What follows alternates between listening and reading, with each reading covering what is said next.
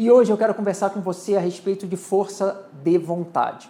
E por que eu quero falar de força de vontade? Porque cada vez mais eu observo um crescimento da idealização de que a força de vontade é tudo o que a pessoa precisa para conseguir algo. Então, a pessoa quer sair de uma depressão, basta ter força de vontade. A pessoa quer se tornar um milionário, basta ter força de vontade. Ela quer emagrecer, basta ter força de vontade. Ela quer pular da janela e sair voando, basta ter força de vontade. Essa forma de tratar a força de vontade, ela pode ser extremamente prejudicial para as pessoas. E por que eu estou colocando isso?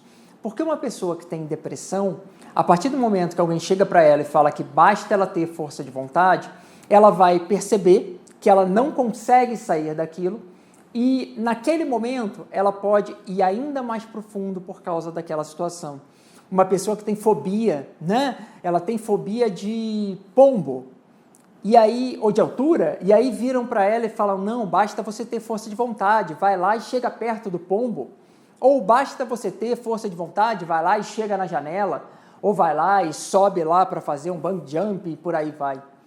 Essa força de vontade da maneira que está sendo colocada, cientificamente, não faz sentido. Cientificamente, o que é a força de vontade? A força de vontade é meramente um impulso inicial que leva você a fazer alguma coisa. Basicamente, o que eu estou dizendo aqui? A força de vontade, ela é o primeiro passo. Aquilo que faz com que você ande, o primeiro passo, que você dê ali, que você saia da inércia. Entretanto, a continuidade depende de uma série de outros fatores que são neurais, que são do seu cérebro. Ou, se a gente for para o campo da hipnose clínica, da hipnoterapia, a gente vai estar falando que depende do seu subconsciente ou do seu inconsciente, dependendo da nomenclatura. Eu vou trazer para você aqui uma experiência científica que foi feita, que vai tornar isso ainda mais claro. Lá na década de 90, eles fizeram a seguinte experiência, eles dividiram uma turma de aproximadamente 30 pessoas, e essa experiência foi feita várias vezes, tá? Mas eu vou colocar essa. Uma turma de aproximadamente 30 pessoas, eles dividiram em dois grupos, um grupo A e um grupo B. Esse grupo A e B, os grupos A e B, ficaram algumas horas sem comer e, consequentemente, as pessoas que estavam ali estavam com fome, né? Imagina ali 8 horas, 10 horas sem comer, as pessoas que estavam ali estavam famintas. Bom, depois desse tempo, eles chamaram alguns garçons para servir aquelas pessoas. E aquelas pessoas estavam lá, elas seriam servidas, e de repente os garçons chegaram com uma bandeja. E nessa bandeja tinha um aspargo e um muffin.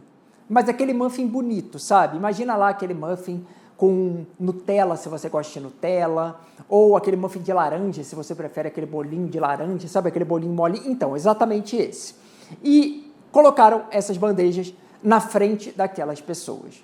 Bom, você imagina que naquele momento as pessoas queriam devorar tanto o muffin quanto o aspargo.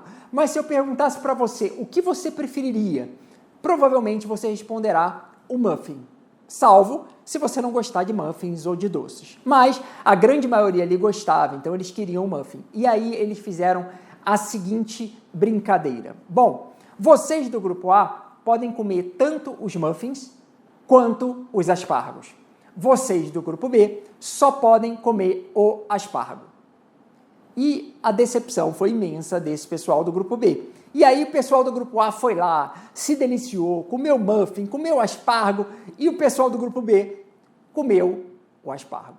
Bom, depois dessa primeira etapa, eles pegaram o grupo A, o grupo B, e colocaram cada grupo em uma sala. Então, o grupo A foi para a sala A, o grupo B foi para a sala B.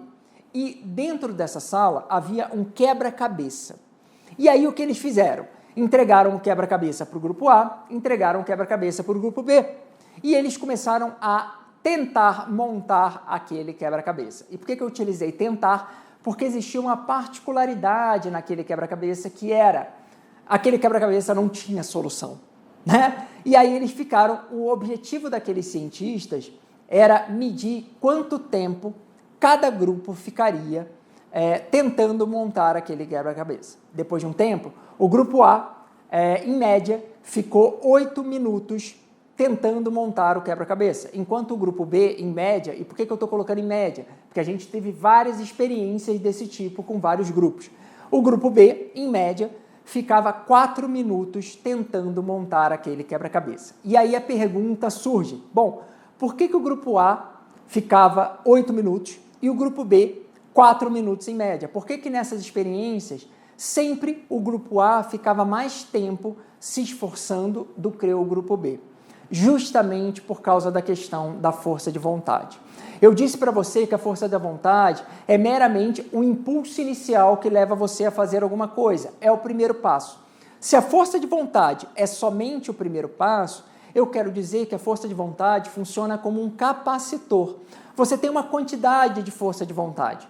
Se essa força de vontade não estiver alinhada com o seu cérebro, com os padrões, se não estiver alinhada com o seu subconsciente, o que acontece? Essa força de vontade vai caindo, caindo, caindo, até que ela acaba completamente. E exatamente isso que foi retirado da experiência. Enquanto o grupo A pôde comer o muffin e o aspargo, o grupo B só pôde comer o aspargo. Ou seja, o grupo B teve que gastar parte da força de vontade para não comer o muffin, comer só o aspargo. Então, gastou parte dessa força de vontade. Se parte dessa força de vontade foi gasta, o que aconteceu? Quando a força de vontade teve que ser utilizada no momento posterior para a montagem daquele quebra-cabeça, aquele grupo B tinha menos força de vontade dentro daquele capacitor do que o grupo A. Então, o grupo B ficava menos tempo tentando montar aquele quebra-cabeça, ou seja, o grupo B tinha menos força de vontade do que o grupo A. E aí a conclusão científica retirada dessa experiência foi: a força de vontade é gasta. Se você não tem um alinhamento, ela não se perdura. Ficou claro para você? Espero que sim, porque compreendendo isso, a gente entende que não basta a força de vontade.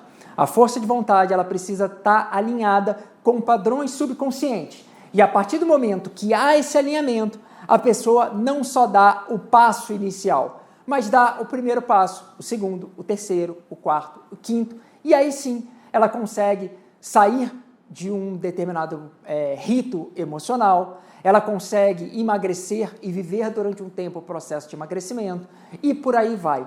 Mas sem o tratamento, sem o olhar naqueles padrões, a força de vontade é uma mera falácia.